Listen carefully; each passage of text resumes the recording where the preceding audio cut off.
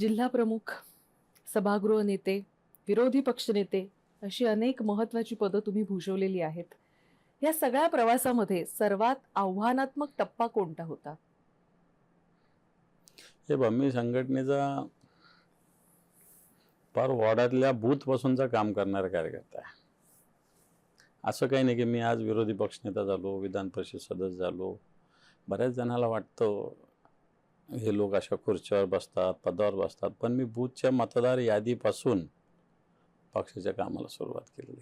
वार्डातलं काम केलं, वार्डात नगरसेवक झालो, सभागृह नेता झालो, उपजिल्हा प्रमुख झालो, जिल्हा प्रमुख झालो, आता नेता आहे शिवसेनेचा. मी शिवसेनेत मला असं वाटतं याच्यापेक्षा कोणती पुढची जबाबदारी नसते. ती जबाबदारी मला मिळालेली आहे. पण शिवसैनिक म्हणजे सैनिक आहे. सैनिकाला तर नेहमी चॅलेंज असतं, सैनिकाला नेहमी आव्हान असतं. जर सैनिकाला आव्हानच नसेल, चॅलेंजच नसेल, तर ते सैनिक काय कामाचं असं मला वाटतं. म्हणून चॅलेंज, आव्हान, मला असं वाटतं हे करत करत करत करत हे जर नसलं तर खरं तर आपल्या कर्तृत्वाला वाव मिळत नाही असं मला वाटतं. त्यामुळे असं मिळालंच पाहिजे, असे संकट आली पाहिजे, आव्हानं समोर आली पाहिजे. म्हणजे मला असं वाटतं काम करायला मजा येतो आणि तो माझा आनंद कामाचा आपण लुटला पाहिजे. बाकी पदं मिळतील, येतील, नाही तर जातील, जे पाहिजे ते होईल.